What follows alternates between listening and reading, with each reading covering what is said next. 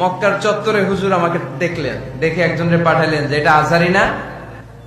তো পাশের লোক বললো হ্যাঁ আজহারি। বললো যে হুজুর বললেন যে ডাকো এরে। ডাকার পরে হুজুর দাওয়াত করলেন এইখানে।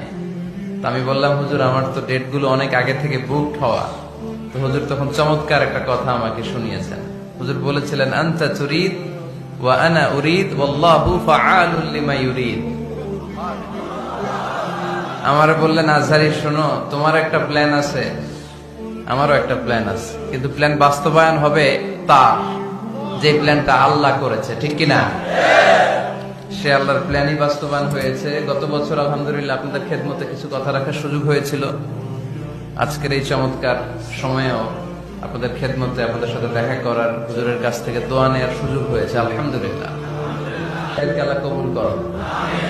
মিডিয়ার ভাইরাও সারা রাত জেগেছিল। তোমরা খাইছিলা কিছু? খাইছো?